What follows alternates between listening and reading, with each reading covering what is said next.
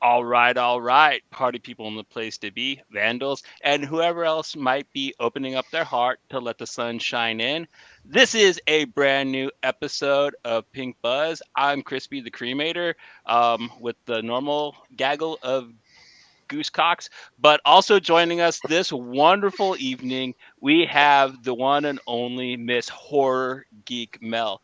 Miss Mel, how are you doing this fine evening? And why don't you introduce yourself for the folks? I'm good. Thank you. Yeah, I was wondering, am I your first female woman on this show? Am Yes, I? you. Yes. Wow. Welcome to the Um, sausage factory. yeah.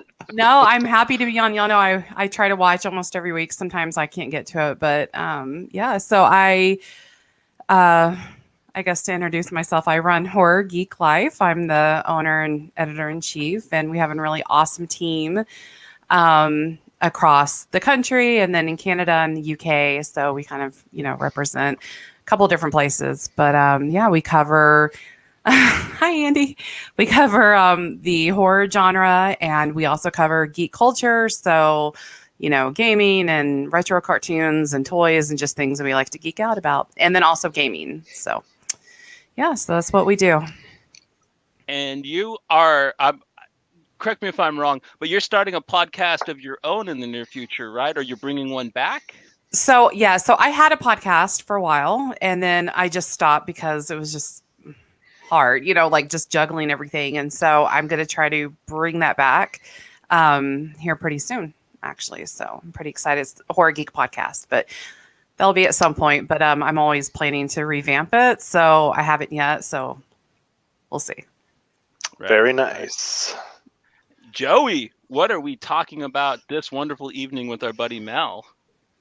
We will be covering an amazing horror film called The Autopsy of Jane Doe, which was released in 2016.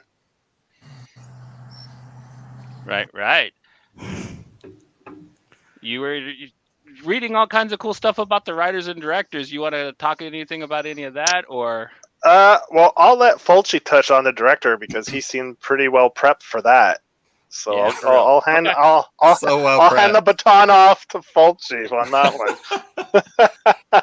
Yes, it was directed by Andre Avradal, who also you may know from directing Troll Hunter and more recently Scary Stories to Tell in the Dark, which he got to hang out with Guillermo del Toro, so that's fucking awesome. But yeah, a big fan of all his films, and yeah, that's how prepped I was, Joey.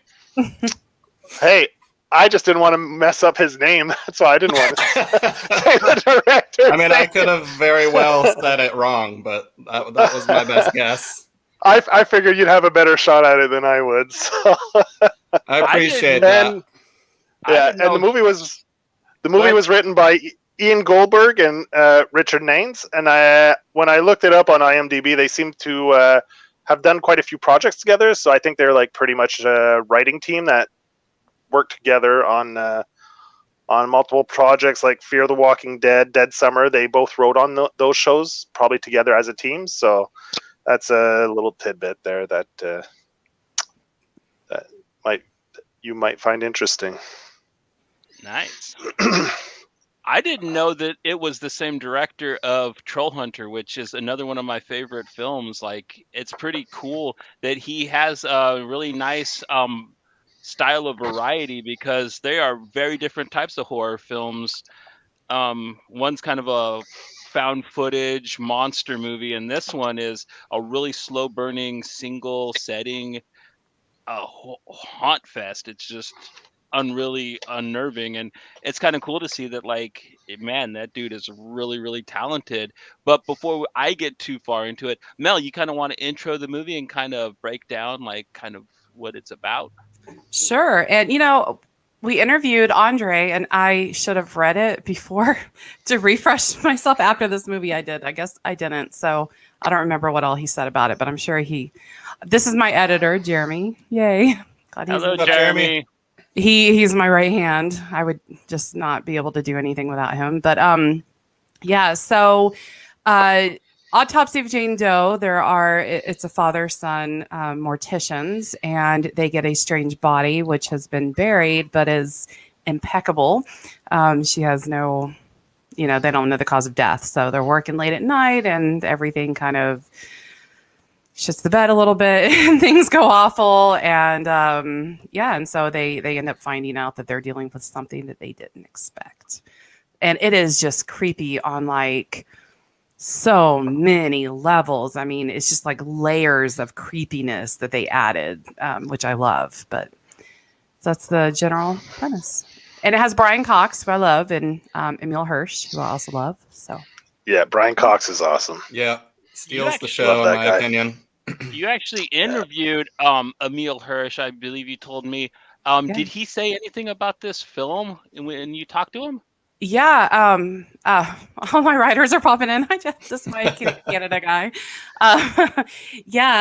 So I did. I wish that I was more prepared for that interview, because I had actually put in for it and they didn't confirm it, and so I'm like eating pizza in Austin, and I get a phone call and they're like, "Oh, Emil Hirsch is on the phone." I'm like, "Fuck!" And I'm like running outside, and it was so loud, and so I'm running outside, and I interviewed him for Never Grow Old, which is a movie he did with John Cusack at the time, and so we talk about that movie. And then at the very end, I was like, "Don't say it, don't say it." I'm like, "Hey, can we talk about Jane Doe?" Like I just had to.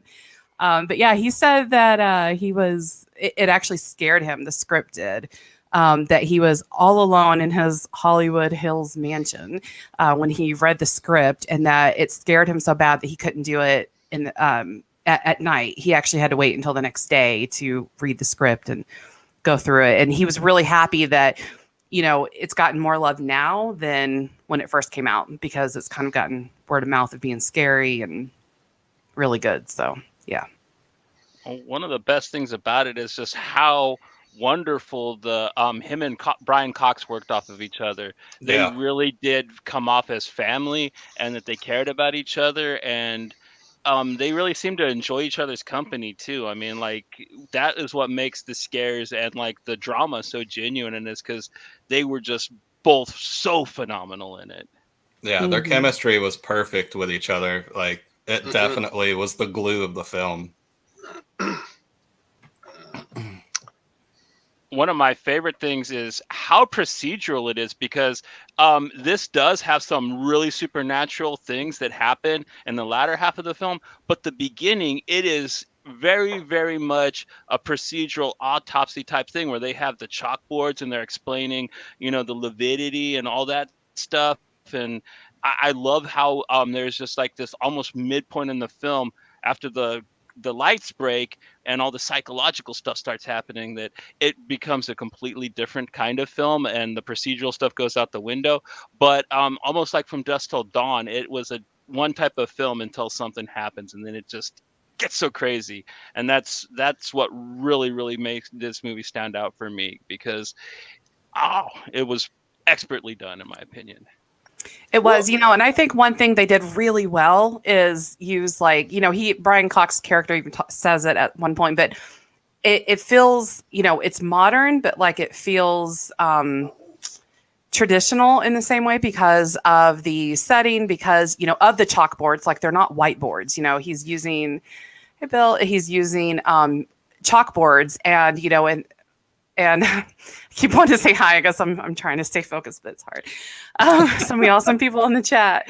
And so, and like the bell and everything, like, I actually love that. I love that it kind of feels like it's a mortuary straight from like 1950 and not, 2000, whatever it came out in. So. Well, that's another thing. Yeah, the bell. Whether it was a sound bell is stage or a location, the building itself is just so atmospheric and creepy. Even when they just show you at the beginning, where they're going down the hallways before you meet Emil Hirsch and Brian Cox's character, like the actual structure is a character in the film, which I thought was a really neat part of it. Yeah, some of the the shots that was like kind of just showing you like the empty halls and whatnot really gave me the sense that like I was watching The Shining. And it just the location as a character, like you said, it really had that atmosphere to it. Yeah, I love Yeah, the one of my location. I actually tried to figure out where they did the interior, and I couldn't figure that out, but I loved it. yeah, what coming back to the like you said, the bell. One of my favorite scenes is where Emil Hirsch's character Austin has his girlfriend show up because they're supposed to go out on a date, and they're in the room with the bodies, and she wants to like pull the things out, and the setup to that scene, and I love that scene because that's something I might do, something stupid like that, just to scare your girlfriend. And the father's like, they don't even have to say it. They're like so in sync. They know what they're doing, and where they pull the joke on his girlfriend to scare the crap out of her with the little bell. I love that part. That's one of my favorite parts because that's such a dad joke thing too. But I guess if your dad was a coroner.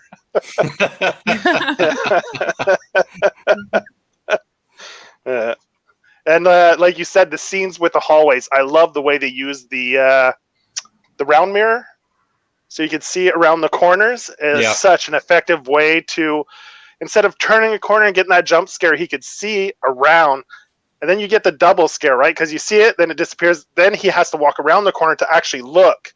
So you get that double anxiety of like not just turning the corner, but seeing it and then having to like have the guts to actually turn that corner and go take a look, like I love the way they played with that. It was such a good use of that mirror in the hallway.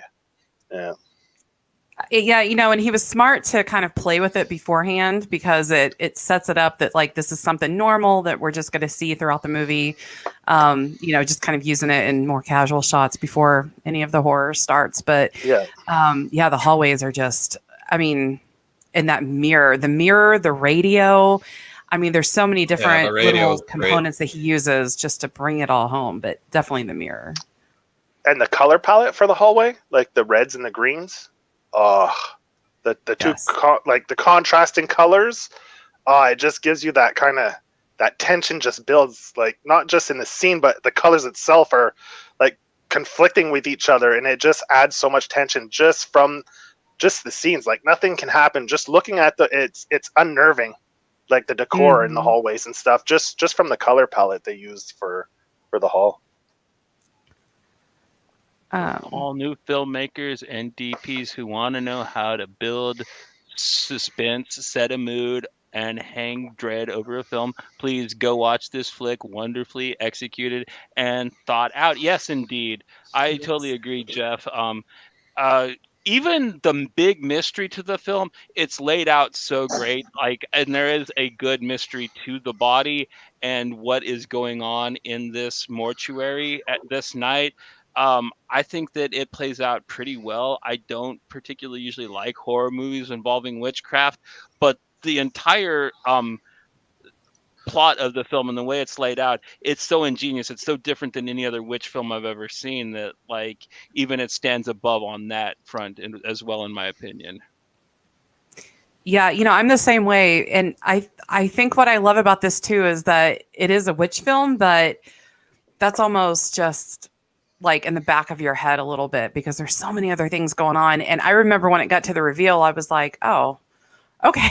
Like it I was like, okay, so it's going to be this. Okay, got it. And it just kind of left my mind again because there were so many things that my brain was processing that first watch. So yeah, it is rather superfluous compared to like actual because you find out about that, but you're more invested in what's going on with Brian Cox and Emil Hirsch. It's one of the few horror films where you will totally care about what's going to happen to the main characters. I mean, you really care about them, and man, this movie is fucking brutal for that aspect as well too. Anybody who's seen it can attest to that. They really rake you over the coals for that one. That's an understatement. Oh. But yeah, one of the first big things that happen is probably the hardest part of the film for me, the cat. Oh my God, that rips my heart out. And the way Brian Cox performs that scene, it's masterful. And I'm just like, that really kind of just sets the dread tone perfectly. And that's even before you start seeing the zombies. And I guess you could call them that. What would you guys call those? The zombies in this, or? I don't think they were zombies. I think it was more of like a manifestation. What I thought anyway. I didn't think the bodies actually got up and like did anything. Yeah. But yeah. No, I think so as well. It's more of like a ghostly manifestation of their fears, and It's all psychological. Well, they reminded me of like the zombie type things that were in the Beyond, you know what I mean? But they weren't like typical zombies, but like whatever the hell Lucio Fulci invented in that film, that's what these things were kind of like to me. We need to do that film. But back to this one, I can't put enough onto the smoke scene when the witch gets mad and she turns the cremator on full blast, and just how even scarier the setting gets when it's just full of smoke. Like, how great were those shots? It reminded me of Silent Hill. And also the symbol that's on like the rag that they find inside of her with the tooth.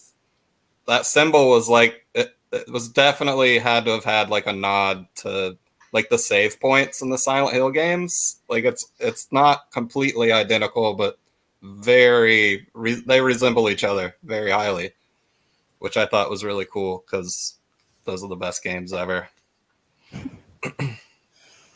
Yeah, and kind of how you were talking about like the smoke and stuff. It's like I actually really liked that they both got on board with, okay, something insane is happening. Like it wasn't like, no, I don't, like the confusion between the two characters and the denial and things like that. Like they both just got on board and like, okay, now we have to figure this out. I loved that. But just to talk about the radio again, I mean, yes, you have a really creepy song playing at really horrible times to, heighten that tension. But then the other part is I love that throughout the whole movie, we keep hearing about how this horrible storm is like ramping up, okay, guys, it's getting worse outside. Like the radio broadcaster, it's getting bad outside. Things are getting worse outside. And throughout the whole film, it's like, building. And then at the end, the radio comes on and it's like, okay, it's another sunny day outside, and you realize how much like she really messed with things with their head. And I love that. So the radio is just like my favorite. That plays into my biggest fear. Actually, the biggest scary part, like the one that actually puts the shits in me, is when they're standing there and Emil Hirsch is listening to the one guy talk and he's like, "You're never getting out of here. You should leave right now, or you're never going." And like, oh man, just the way that was kind of patched together as like a radio signal, but as a message at the same time, it was expertly done. Like that is probably one of the creepiest parts in the film, in my opinion. Yes, agreed. I love it's just so subtle, and not directly in your face, and I like that. Besides the actual the scenes where they're opening her up, which were hard for me to watch, especially when he's like, grab the chest cutter and you hear those bones cracking as he's going after the ribs. I think the other part that really like got into my head is right towards the end where Emil Hirsch is trying to get out and he hears the sheriff's voice, and then it turns into the Hello Sunshine song. And like, oh man, as I didn't remember that from my first like time watching it with Dakota probably 2 years ago. But when I was watching it this time and he starts breaking into the song, like I just got filled with this terrible sense of dread. Like the whole movie, like they said, it's just dread hanging over you. But when you get to that part, it was just, you felt there was no escape. And that got in my head for sure. I agree. One of the most terrifying moments. Oh my God. It just, like chills, like thinking about it. Yeah. That's my favorite. Go for it, Johnny. Yeah, good job. One of my favorites is kind of one of the cheap ones, but man, was it effective. And it's when Emil Hirsch is looking under the door and the foot with the bell steps down, man. Oh, man. I don't know how many times I've seen the film. I jump every time I watch it, man. Yeah, there's so many good moments. No, and I mean, the deal, like Joe mentioned with the bell earlier, like that, but when you finally see that when they're in the elevator and Brian Cox is looking out and he's got the axe and you see the guy with the just decimated face and then he swings the axe, and I remember watching it the first time and like he swings the axe, and then they get out of the elevator, and it's Emil Hirsch's girlfriend, and like I just, oh man, that was almost as sad as Brian Cox having to take out what was the cat's name, Stanley. Yep. That broke my heart. Like that's my only criticism of the film is why'd you have to kill the cat? And not even, I know it was the witch that did it, but goddamn. Then no one's safe. If the cat can die, anybody can die.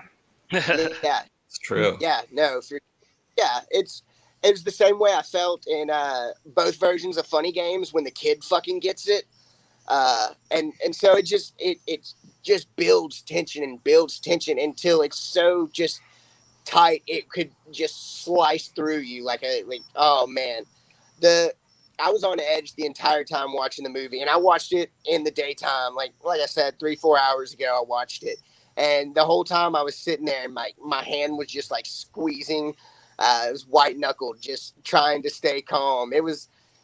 It's such a haunting movie, and you get to the end and that little bell ring, and you're just like, fuck, this is just gonna keep going and keep going. Oh, it's so good. Yeah, I wonder if they're ever going to do the sequel. It's been talked about for. I hope not. It kind of doesn't need it. Yeah. I agree. Yeah. I think they need to just leave that alone. Yeah, unless they go full crazy, like in a whole hospital or something full of all kinds of madness, I don't see, like, they'd have to really one-up it and make it silly to an extent. And yeah, I think they should just leave this one well enough alone. But one of the weird things that I get is at the beginning of the film, before they open her up, I kind of get these kind of feelings that the witch was trying to warn Emil Hirsch off, but for some reason she wanted Brian Cox to stay. I'm not sure exactly why. Did you guys pick up on something on the film that maybe I missed, that why the witch particularly wanted the dad and wanted the kid to maybe get out? Because that was a kind of a thing that I really think picked it up was this time. It goes back to when they read from the Bible or whatever. It was something about the people that work with the dead. Basically that's what the curse was for. I think that goes into what you're saying. He was the real coroner, and the son was, kind of like more of an apprentice. So maybe that is the reason why. Like he wasn't the true person handling the dead, so she was more going after Brian instead of Emil. I don't know. There could be something to that. Well, and, we were talking about him being, the mortician or whatever. Those scenes where they're slowly unraveling the mystery, because it starts off with the first person that they're doing the autopsy on, and Emil Hirsch is like, oh, his lungs are damaged. He must have been, he must have died in the fire. And the dad tells him, you got to look further, and he finds the subdermal hematoma from when the guy hits his head or whatever. And so they're digging in, and it's just mystery after mystery, and they're trying to figure it out. And like just all the little bits, like the internal organs having the scar tissue on them with no external wounds, and that whole part, like I said, the whole autopsy itself was just terrifying to me. When they start like not ripping her open, but cutting her open, and then they find what he thought was melanoma or whatever it is, like that black mass, and they open up her mouth and her fucking tongue's gone. And the dad's talking about, oh, I've seen this before in there was the prostitution thing or the human trafficking thing. And like Mel said, there's all those layers to it. And I think it was great. Like as they were getting further and further into the autopsy, things just unwrap. Like I said, the whole thing is unnerving. And so when they do finally like get her skin off, and it's got that mark under her skin, like it just, oh, it's grueling, man. I love it. Word. And I gotta agree with Jeff here. Like this isn't a try-hard film. There are a couple jump scares, but they are very effective in their scarcity. But one of my favorite things is even the really gory scenes. they don't dwell on them. Like when they do finally show the smashed in face zombie type guy, like they only dwell on it for a second, but it's effective. Like you only needed to see it for that little glimpse, and like yeah, it put the shits in you more than it would if they like would have showed him walking around like that the entire film, I think. Yeah. Well, they set the tone of this movie very early, right from the beginning, when the cops go to the house and you have that scene from where they find the girl, and like they were saying, like from all the evidence from the forensics and everything, it wasn't a robbery. It wasn't people breaking in, like they say. It was people trying to get the hell out. And then they bring this girl in. So right off the beginning, they set this weird kind of vibe where you're like, oh shit, these people, this wasn't a break-in and they murdered people. These were people who were trapped in this house with something and were trying to get out for their lives, and they all ended up dead. And then now you're bringing this body here, and and it just sets the stage perfectly for what's to come later, and sets the tone right off the start. That creepy kind of unsettling tone, and like he nails it right from the first scene. I thought it got into my head so much that like when they would always do the close-ups of her face like every once in a while, you could almost see the wheels turning in her head, and she wasn't doing fucking anything except laying there. Like there's no movement, nothing, but you can just see that there's some kind of process going on, and that shit is fucking, it was just so well done, man. It was. Well, and there's also shots where she almost looks like she's smiling, which is really off-putting. Mm-hmm. They were really smart in using a real person. And, not, obviously it wasn't always a real person, but for the most part. And I think that she probably had the hardest job on the movie, because imagine just being completely naked and laying on this slab and, having to keep your facial expressions, just the same pretty much, unless you're not supposed to, and you're breathing and everything. And like every time I watch that, I get so uncomfortable thinking about being in that position. And then also, her in that position and thinking, oh my God, like you just want to like pull her off and like cover her up or something because she's real. But that was a really smart move not to use a dummy for that. Agreed. The actress's name is Olwen Kelly. So kudos to you.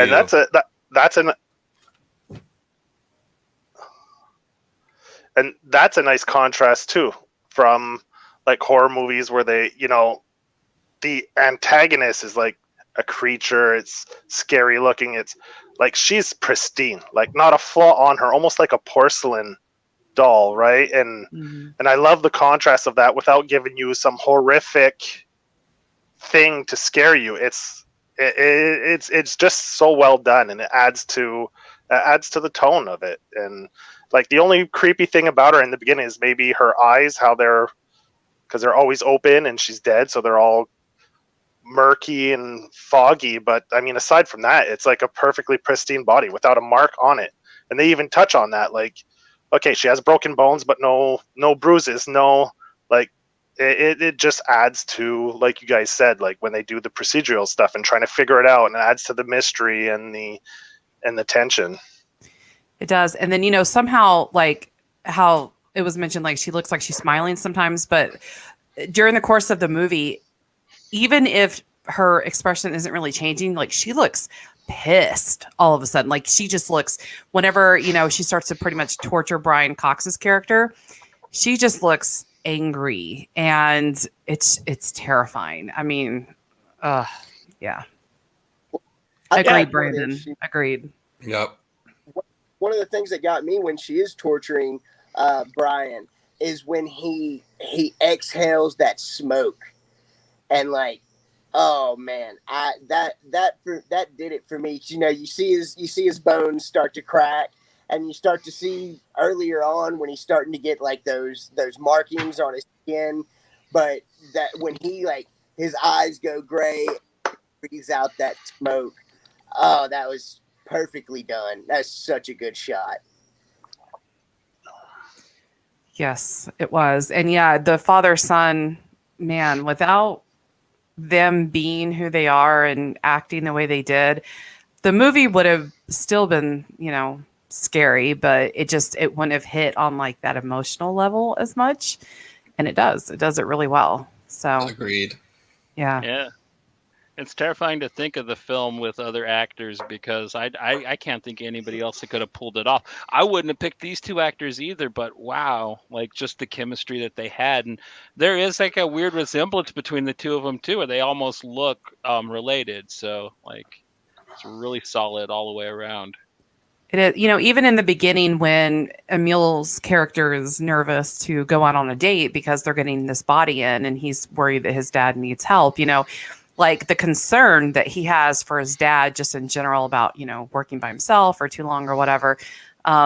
It sets it off immediately. Like it doesn't have to get into the scary stuff for that relationship to show and to pick up. So. Yeah.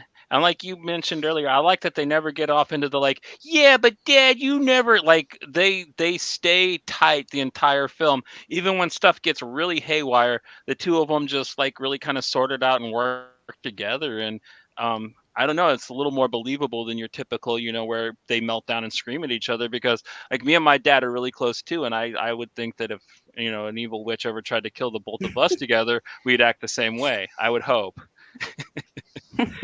Goose and his dad as well. Yeah, but they touch on that a little. They touch a little bit on that a little bit with the loss of the mother is what keeps them so tied together. And I think they touch on it a little bit when he talks with his girlfriend. Have you about leaving or quit it, like not working in the coroner's office anymore? And then they touch on it when the cat dies. He's like, oh, it's the last thing of your mother's I have left. Like when the cat dies, and it's not because he loved the cat; it's because he loved his wife so much that. Now the cat passing is what affects him more than the actual death of the cat. And they touch on that. And that's where you feel, and you could put yourself in Emil Hirsch's character's body of like, he doesn't want to leave his father because he's already lost the greatest friend and partner he's had. And now if he leaves, it'll probably compound like his emotions and what could come of that. And he has like this like he puts it on himself, right? He feels responsible kind of what'll happen if he kind of leaves his father or abandons him for his girlfriend. It's always like that competition between the two, and the conflict is there. Like answering Jeff's question. I may be alone in this, but I felt like the little bell jingle at the end was fucking corny. And that's the only thing I would have removed from the film completely, but everything else was pretty superb in my opinion. The song itself was sufficient, I think. Yeah, having the bell jingle was a little too on the nose, but I wouldn't change a damn thing. I don't say too many things are near perfect, but like this one, like I can't think of a way to improve it, to tell you the truth. The first time I watched it, the bell at the very end got me. And then the second time I watched it, the bell at the end, I was like, kind of the same, like, oh, okay, well, that happened. But otherwise, I can't think of anything. I mean, it was just so effective. I mean, I watched this movie at night, and I watch horror movies for a living. Like I watch them all the time. And I had to turn on, I swear to God, I had to turn on every single light to go pee. I was just so scared to just walk to the back of my house. And so, it's so effective. I can't think of anything else that I would do different. You got anything, Joe? Yeah, this movie, I have to agree with Mel. Like, this movie relies so much on atmosphere that if you watch it at night, like you said, with the lights turned off, it can start playing tricks with you. You could get in your head and, you hear a little thing or you see a shadow and it's set in such a restrained environment. Like I wouldn't say it's claustrophobic, but you have that sense of imprisonment, right? Where you feel like you can't escape, and that adds to it. And then if you're at home and, you get up, like you say, and like when you're a little kid, the lights are turned off and then the other room far away has a light. Well, you always sprint through the dark hallway to get to the other room with the light, right? So you get that kind of feel where you run through the dark as fast as you can to get to the light. And And I feel you. This movie definitely gives you that kind of vibe where you feel trapped, but you're trying to get away, and it gives you that sense of dread. And he did an excellent job, like on every aspect there, like from start to finish. Like I know Fulci said maybe the bell may be a little cheesy, which it probably is, like, and the whole time There's in the no movie probably. It was. and you kind of question the bell too, because in today's time the bells is pretty irrelevant. So yeah. Yeah, Joe, you were talking about how like it feels so closed in and you feel so trapped. And it's like, again, he just layers this movie so well, because not only are they down in a basement, which, so you're underground, and then you have narrow hallways, you're with dead bodies, it's all of these things, but then also now there's a storm raging and something apparently is blocking the exit, and so now you are literally trapped. You can't. The elevator isn't working. Doesn't working. Yeah. And again, you're down in a basement, which is also a morgue. So it just, oh my gosh, there's so many things that going for it right there. So, like, which movie doesn't have a basement? That's like the scariest part of the house. Like that's like a common theme in any movie, whether it's scary or anything. The basement is always the scariest part of a house, and so they set the whole setting. Well, a lot of places, the corners. I guess a lot of this stuff is in the basement. If you have a house and you do it from a residence, I guess it's only natural that it'd be there.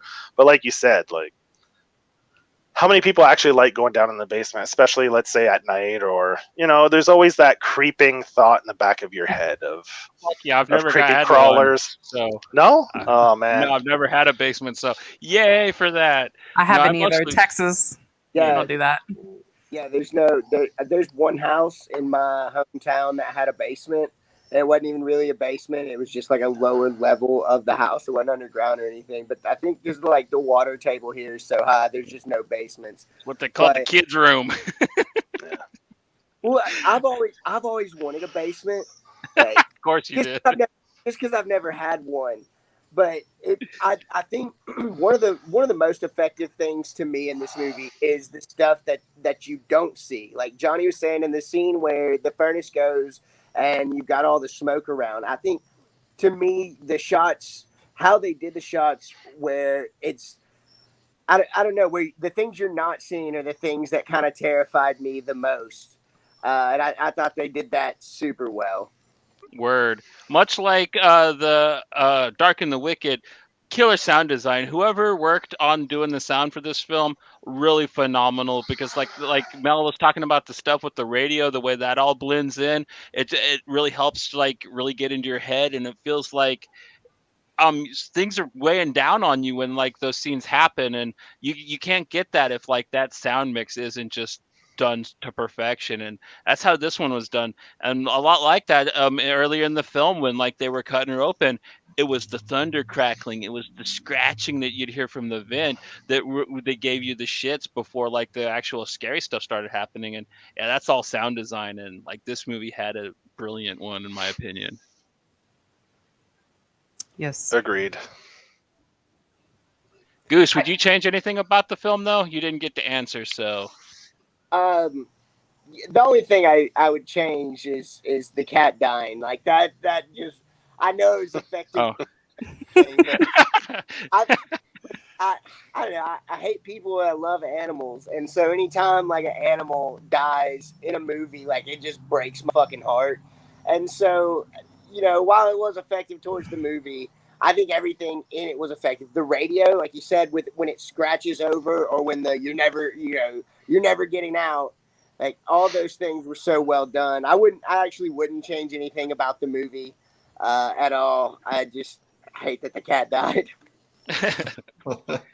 I'm usually a big like, oh no, there's an animal, please don't kill it, please don't kill it. And for some reason, oh my god, I hate saying this while my cat's like next to me. I'm gonna have guilt now, but like it works. It kind of works, like it's like emotional, and I don't know. But yeah, I mean, it's sad nonetheless, of course. Yeah, but it was a scraggly looking cat. You saw it was getting old, so maybe that's why you're like, it's had a good life. It was on its last years anyway. And if you watch Pet Sematary, you're like, kill that fucking thing. You heard it here first, folks. Joe Paquette is a hater of animals. Send all your hate towards him. Yeah, Brandon mentioned it could be a play, and kind of thinking about like the actual morgue and the filing cabinets and all wood that they use. Like I could see that being adapted for a really fucking terrifying play.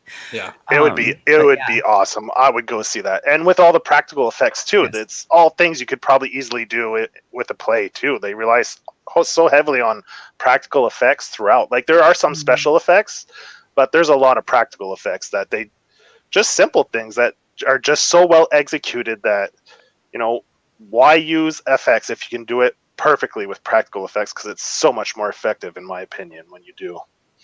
Yes. Yep. Joey will go see the play and bring a dead cat with him. I'll throw it on the stage.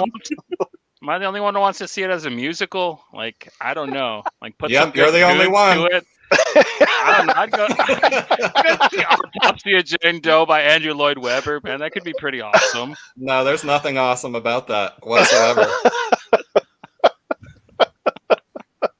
I just imagine going to see the version and just standing up and clapping when they kill the cat. I just got I got an Instagram message from an awesome friend, and he says, apparently chat isn't working for him, but he says, your voice is really nice even though you want me to kill a cat. But I am not saying that. I do not condone animal cruelty in any way. It just happens to work for this. Sorry. Joe said that. Yeah, that was Joey. It's Joe, not me.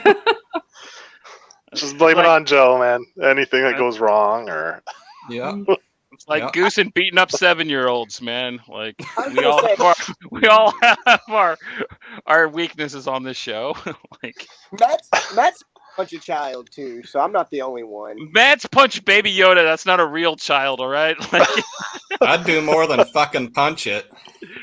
No Baby Yoda hate when I'm on the episode. That's so unfair. I mean, hello.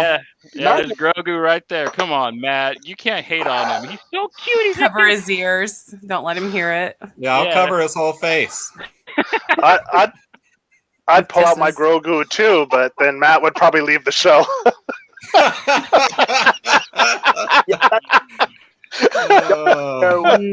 It's already one too many.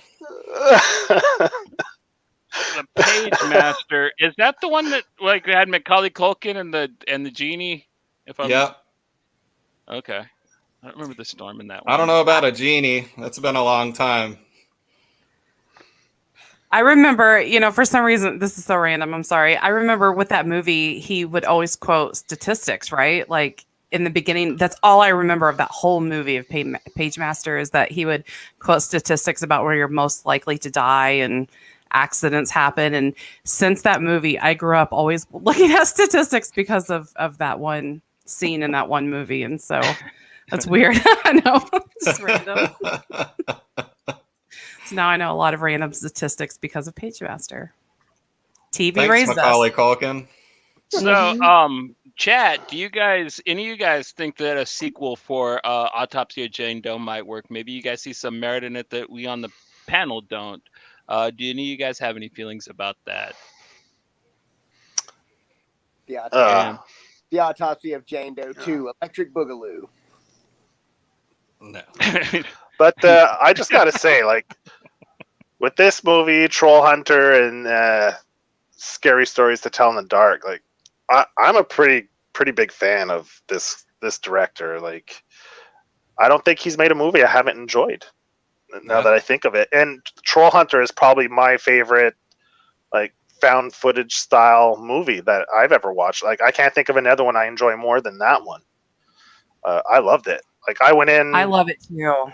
Yeah, I went in cold. Like, I didn't know anything about it, and I watched this, and I was like, "Holy shit, this is actually excellent!" Like, and this movie, the same. Like, I heard some rumblings about how good it was, and and I watched it, and I knew very little about it, and I think that's the best way to watch it. Don't talk if you want to watch this. Don't talk to anyone about it. Stop. Well, it's too late to stop watching the show now because we've said everything. Yeah, you're already fucked if you're this far. Yeah. But even then, it's just as enjoyable on the second viewing as it was the first. Like, I mean, it's definitely more intense and more visceral the first time around, but it's just almost as good the second time around. Like, you can enjoy this movie on multiple viewings for sure. Well, the second time around, you just get to see all the things involved. You get to see how smart of a film it actually is, because they actually do a great job of almost explaining a lot. They don't over-explain the Jane Doe, but they give you enough to really send you off and leave you creeped out. And it's not one of those films like the last horror film we talked about where like there are unconnected plot threads. This one kind of ties everything up pretty nice. They tie the peat moss and the lungs and all the stuff they kind of bring up. It all really connects together to make this really, really smart and scary film, which I don't get scared by very many things. I got scared by the Dark and Wicked, though. It just didn't make any sense once I stopped and thought about why I was so scared. You know what I mean? Here we go again. Sorry. Got a fucking whine about it. I had to bring it up. Just because he was going on about how well this was tied up and all connected.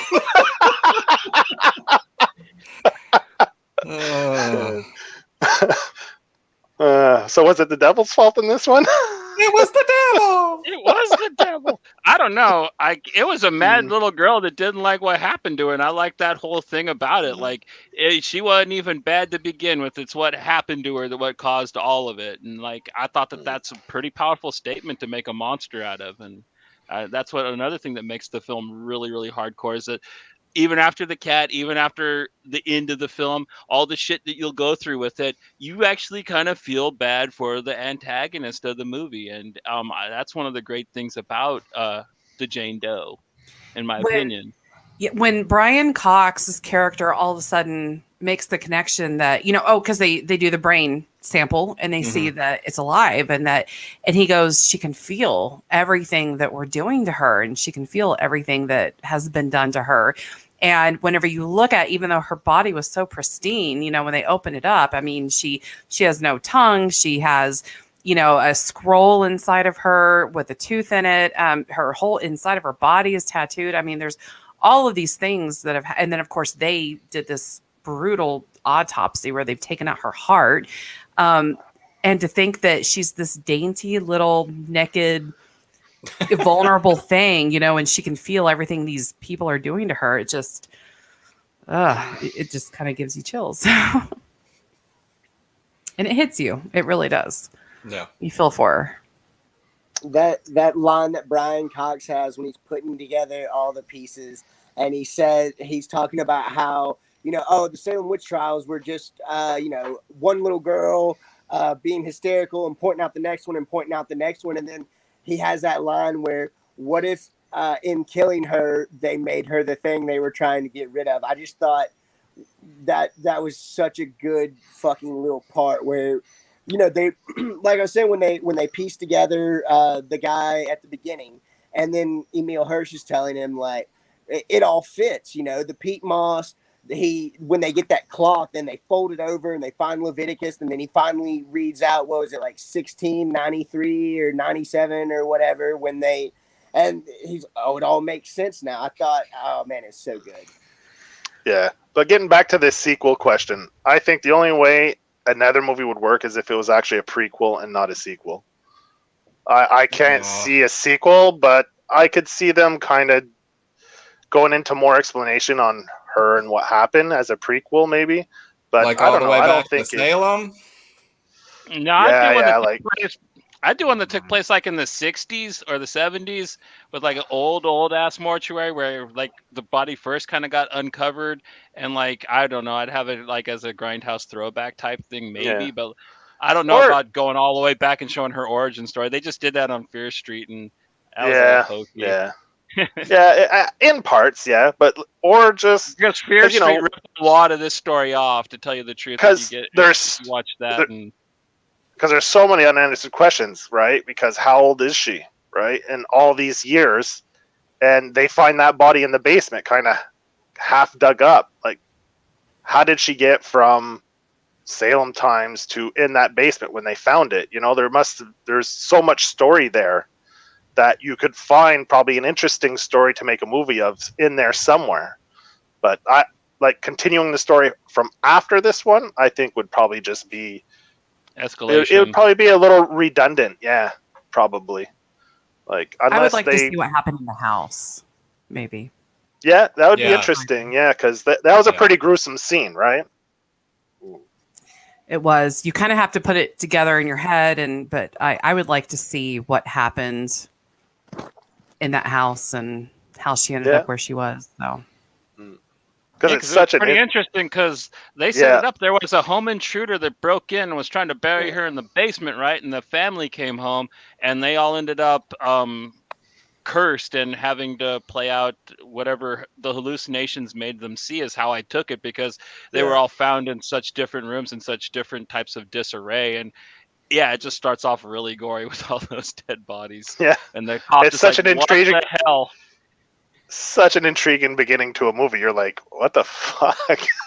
I know, you see all them like basically decimated, and then they pull her out, and she's like just that white and just like almost surgically clean, and Yeah. it was such a good contrast.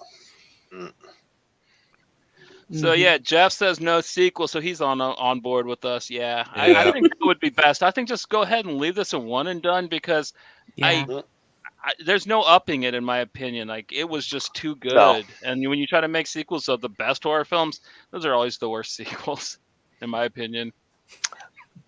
Unless you can get the Agreed. same director and writers back, but often these sequels, you know, the directors and sometimes the writers have no interest in doing a sequel, and the studio wants it because it was popular, and they get some other directors, some other writers to come in, and it just often feels disjointed from the original because you don't have the same vision from the same original creators.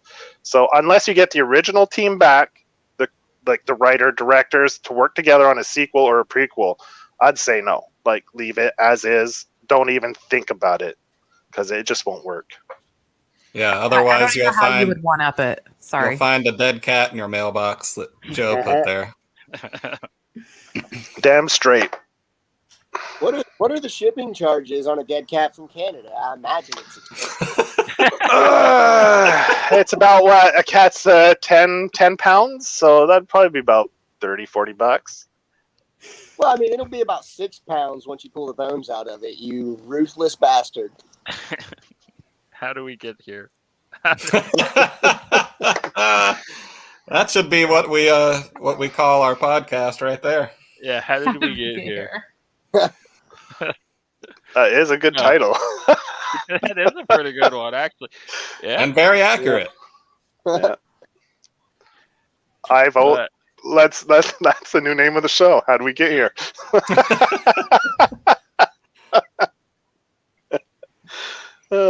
Shit.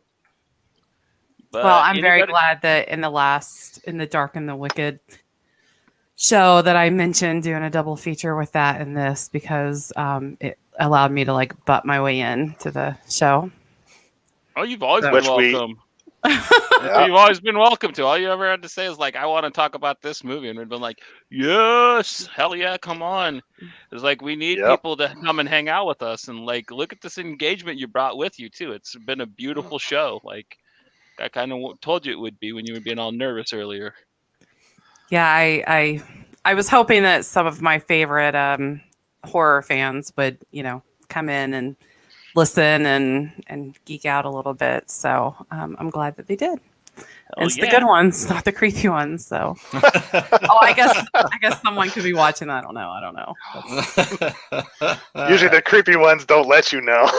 Yeah. It's true. They don't- I just thought about that comment after in I the said it, Joe. The creepers. Yeah. So, but no, I'm glad we got to talk about this, and then rewatching it this last week for this. Oh my God, it still does it for me. So, I Oh mean, my I would have to say God. it's one of the. Yeah. Look Thank at you, this Fred. asshole. What are you doing, man? What, you should be on this show, Fred. Like, come on. Like, I miss you so much, you goofy old bastard. Oh, Hey, it's good man. to see that guy. I'm sorry. Yep. Always awesome to hear from Fred. Man, look at that! Look at that thumbnail too. Yeah, that's creepy as fuck. I mean, it's a luchador mask, but like he looks scarier than anything from the movie we just talked about. Like, honestly, Joe, you can keep your dead cat. Just send Fred in that mask to my house. I'm like, yeah, dog, I'm terrified. Me too, Fred. Me too. I'm so lame. No way. And anyways, like we're planning on doing a whole horror month of October thing anyway, so we're gonna do a bunch of horror episodes, and I was hoping you might want to hop on and do a couple of those with us. I'm not sure what we'll cover yet, but I was thinking of doing like a zombie week, monster week, witch week, type of thing, like the kids do on the TikTok or whatever. But yeah. On the TikTok. Well, I mean, this is my first ever live show. And I was pretty nervous about it. But y'all make it really easy. So thank you. And now you've You're created gangbusters. a monster, so I know I'm just going to go live like all the time now. So yeah, you did gangbusters, Mel, man. You're great. Awesome. Yeah, we all love you here at Pink Buzz, Mel. Well, thank you. It's mutual. But anybody got any last words on Autopsy of Jane Doe? Yeah, no fucking sequel. Keeping it short and to the point. I can't recommend this film highly. I don't know what it's streaming on. I think it was a Netflix when it first came out, but I think it's on Shudder now. Wherever it is, go hop on it, get it. I own the DVD personally because I want to watch this whenever I want to watch it. I get a hankering to watch something that actually puts the shits in me, and I throw this baby in. And I can't recommend having this on your shelf enough. End of story. Yeah, if you haven't seen it, correct that and go watch it. You can get it on Shudder, which is, I think, a fairly affordable streaming. And I think, you can get it for free for your first month. So you have no excuse not to go watch this. Get Shudder free for a month. Go watch The Autopsy of Jane Doe. And there's some other great horror movies on there, too, because it's specifically Shudder is a horror movie streaming service. So there's a bunch of other stuff you could go. So go give it a try for a month and watch Jane Doe. You won't regret it. Yeah, and you're supporting a all horror channel, and they just kicked off 61 days of Halloween, and so they have some Joe Bob specials, but they're also adding like a whole lot of favorites, like Poltergeist and stuff like that. But yeah, so they're kicking that off now with new movies every single week. They still got VFW on there. Probably. I would have to imagine that they. That's because another one. Definitely I'm trying to think if that was a Shudder. No, it wasn't. I think that might be on Amazon. I know Fangoria put it out, but I remember Shudder had it when it first came out. They probably do because they saw Bliss. So, and I think it's actually on Amazon now. Because a lot of the bigger movies from Shudder actually make it their way onto Amazon afterwards. So, yes. But honestly, check out Shudder. They always have a lot of really cool flicks on there. A lot of old stuff, a lot of new stuff, a lot of original stuff. Their Books of Blood movie that they just made wasn't terrible. So yeah. What a great review! It wasn't terrible. Go check it out. So Clive Barker adaptation, man. They're either amazing or they're terrible or they're not terrible. That's kind of the three ways they go. And this one was mediocre. It wasn't terrible. So. I just realized, too, that the director is working on Scary Stories Tell in the Dark Part 2. And so he's not getting around to Jane Doe 2 anytime soon. I think he already has a couple of movies in production at the moment, and that one being the big one because that was a big studio, Right. Yeah. So yeah. Got to pay those bills. I don't think we have to worry about that. Yeah, he's in Hollywood now. I forgot that was a big hit. So good for him. He got that GDT money, too. I'd love to work with Del Toro. He's a visionary himself, so the two of them together, that's a good team up. So I'm happy they're sticking together. Yep. But all right, this was a really, really awesome, really fun episode of Pink Buzz where we got to have one of our best buddies online from Twitter, and she's been on a lot of our chats and just really, really cool person. Kindly come and talk with us about a really, really good movie that everybody should check out. But until next time, Don't stop reading. Don't stop watching awesome horror films. Don't stop supporting excellent music. This is Johnny Alpha, and I'll check you next time. Later. Bye. Have a great week, everyone.